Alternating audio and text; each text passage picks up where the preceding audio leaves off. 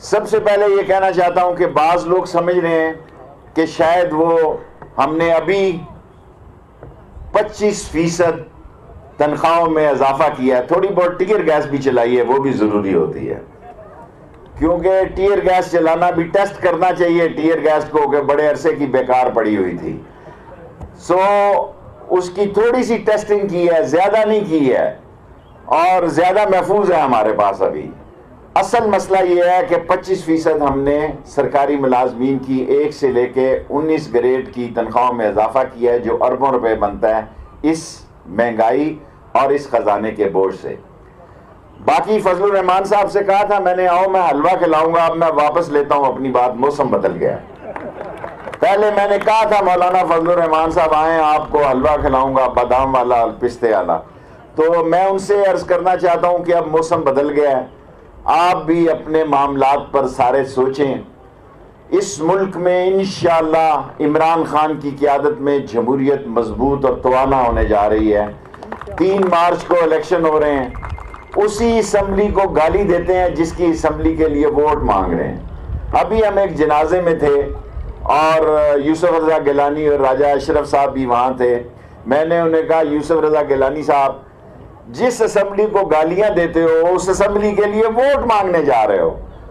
उस असम्बली के लिए आपने सदारत का इलेक्शन लड़ा, उस असम्बली में आपके बेटे बैठे हैं, उस असम्बली में आप 3 मार्च को, और इंशाअल्लाह ताला मुझे अल्लाह से पूरी उम्मीद है इलेक्शन ओपन हो या सीक्रेट हो। देखिए, बिकने वाला वोट हम म्यूनिसिपल कॉर्पोरेशन में थे उस वक्त भी बिकता था, हम भी बहुत सारे लोगों को मक्का मदीना लेके गए, वहां बाद में आके उन्होंने फिर वोट दूसरी तरफ दिया। हमने बड़े हल्फ लिए काउंसलर के इलेक्शन में, बड़े अहद लिए हमने, बड़ी बड़ी पाकीज़ा जगह पे जाके काउंसलरों से हमने अहद लिए, लेकिन वापस आए तो 1 वोट से फिर हार गए। मसला क्या है? मसला क्या है कि बिकने और बकने वालों की एक क्लास होती है। पैसों की लालच जिंदगी में इंसान को तबाह और बर्बाद कर देती है। आज पाकिस्तान में अल्लाह के फजल से इमरान खान की क़यादत में इकॉनमी बेहतर होने जा रही है, हमारी टेक्सटाइल चल रही है। कोविड-19 इंडिया में देखें, तबाह और बर्बाद हो गया हिंदुस्तान, उसकी इंडस्ट्री कोलैप्स हो रही है। अमेरिका में एक दिन में 4-4 लाख लोग कोविड-19 के मरीज हुए हैं, एक दिन में। क्योंकि मैं सारी दुनिया का देखता था कि कोविड की क्या पोजीशन है। अल्हम्दुलिल्लाह आज भी पाकिस्तान में अल्लाह का खास करम है और इस बीमारी से हम काफ़ी हद तक निकल गए हैं, और इसका क्रेडिट जहां इमरान खान को जाता है वहां अजीम पाक फौज को भी जाता है, जिन्होंने इस मुल्क में इस कोविड-19 के खिलाफ जहाद किया। और ये वही जहाद है जो कल भी आप देखें 4 लोग शहीद हुए हैं बलूचिस्तान में, वो बलूचिस्तान के नहीं हैं, वो जान पाकिस्तान के लिए दे रहे हैं।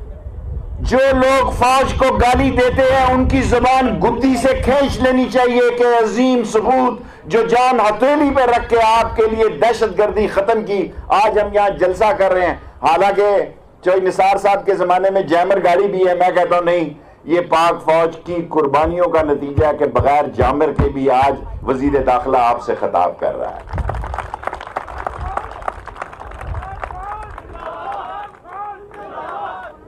और आज आप देखें, हर रोज, दूसरे रोज, चौथे रोज आपको खबर आती है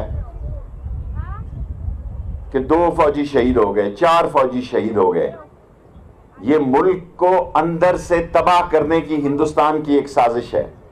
ये मुल्क को अंदर से, मैं 15 मिनट से ज्यादा तकरीर नहीं करता, रात 3 मिनट रह गए हैं। इंडिया को पता है कि वो मुल्क की सरहदों से नहीं छेड़ सकता। इंडिया को पता है कि पाकिस्तान की सरहदों पर आए तो ये 20 करोड़ लोग अपनी जान देना इस पाकिस्तान पर पाक फौज के साथ मिलकर एजाज समझेंगे। ये हमारे लिए फख्र की बात होगी।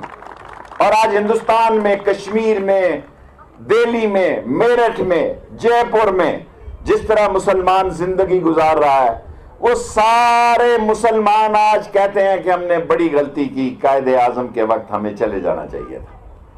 आज कायदे आजम की याद हिंदुस्तान के मुसलमानों को सताती है। किन लोगों ने आज वही लोग पाकिस्तान की सियासत में पंच बने हुए हैं, खड़पैंच बने हुए हैं। आज पाकिस्तान की सियासत में वही लोग इस मुल्क में इंतशार फैला रहे हैं जो पाकिस्तान बनाने के मुखालिफ थे। वही पार्टियां जो पाकिस्तान बनाने की मुखालिफ थी, वो आज पाकिस्तान में सियासी अदम इस्तेकाम पैदा करना चाहती हैं। दुख मुझे सिर्फ मुस्लिम लीग नून का है कि दुनिया इधर की इधर हो जाए, कोई मुस्लिम लीगी जो है वो पाक फौज के खिलाफ बात नहीं कर सकता। वो मुस्लिम लीगी नहीं है जो पाक फौज के खिलाफ बात करता है। मैं इंशाअल्लाह ताला इसी हफ्ते मैं भेजूंगा यहां पे टीम, क्योंकि अपोजिशन की तो मुझे समझ आ गई है। कह रहे थे इस्तीफे देंगे, इस्तीफे नहीं दिए। अच्छा किया, नहीं देने चाहिए, क्या फायदा है ऐसे ही आपके जलसा जुलूस। देखें, ये जितने टीवी यहां आपको नजर आ रहे हैं, ये जितने अखबारी नुमाइंदे मेरे भाई मेरे बच्चों की जगह, ये सारा फ्री मीडिया एक डिक्टेटर ने किया। एक भी टीवी होता था, मैं उसका वजीर होता था, सारी दुनिया मेरे पीछे होती थी कि जरा कैमरे दी लाइट मार देना जी। आप खुदा पे यकीन करें, मैं मुल्क से बाहर होता था, बड़े बड़े एमएनए कहते थे शेख साहब पीछे पता ही नहीं लग गया मैं ताड़े नाल दौरे पे आया। एक टीवी होता था, आज 80 चैनल हैं इस मुल्क में। मैं चैलेंज करता हूं कि दुनिया में इतना जबरदस्त इलेक्ट्रॉनिक मीडिया ब्रिटिश और अमेरिका में नहीं है, ब्राजील में नहीं है, अर्जेंटाइन में नहीं है, ऑस्ट्रेलिया में नहीं है जितना पाकिस्तान में। और इतना स्ट्रांग हो गया कि किसी लीडर का गाड़ी का व्हील कब घूम जाए तो यह भी ब्रेकिंग न्यूज है यहां कि शेख रशीद साहब वजीर दाखिला जा रहे थे, उनकी गाड़ी का व्हील कब जनाब है, ये ब्रेकिंग न्यूज है। इसलिए कि मीडिया स्ट्रांग हो गया है। मैं आपको यकीन दिलाता हूं, लास्टली, इस मुल्क में वो लोग जिन्होंने इस मुल्क को लूटा दोनों हाथों से, वो लोग जो भाग गए मुल्क छोड़ के बहाने बना के, वो लोग जिनका इस मुल्क में पहले जमाना था, जब मैं छोटा था तो लोग दूसरे मुल्कों से बुजुर्ग जो हैं पैसे जोड़ के रखते थे। कई दफा मैंने बाहर बुजुर्गों से पूछा कि आप ये पैसे जोड़ किस लिए जोड़ते हैं?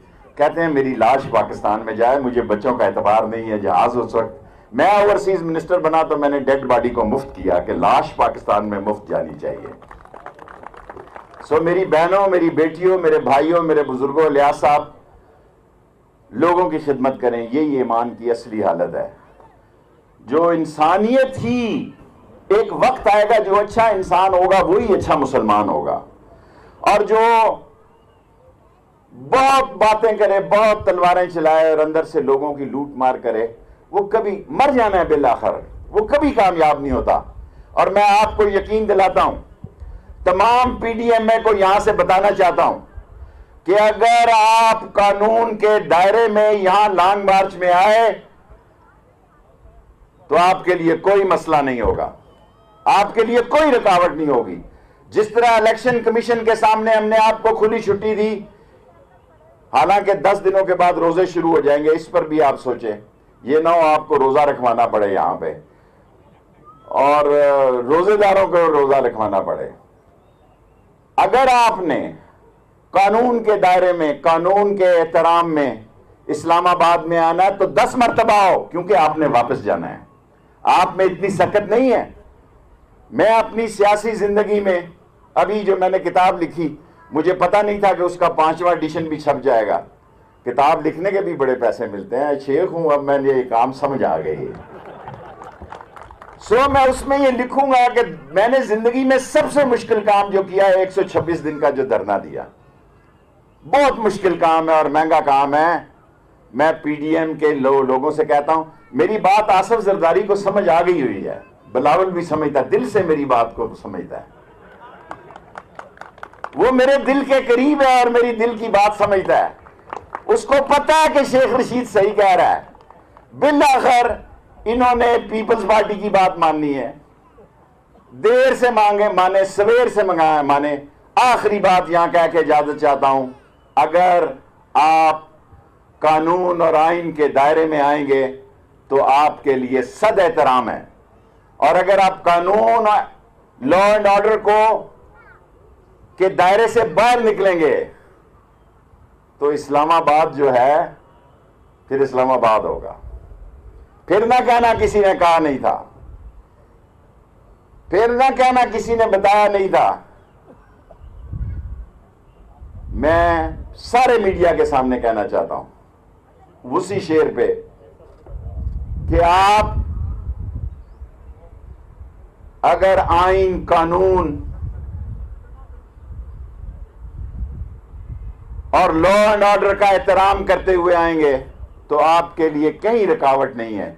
अगर आप इसके खिलाफ आएंगे तो कदम कदम पर आपको रुकावट मिलेगी और रुकावट डालने में सबसे आगे शेख रशीद होगा।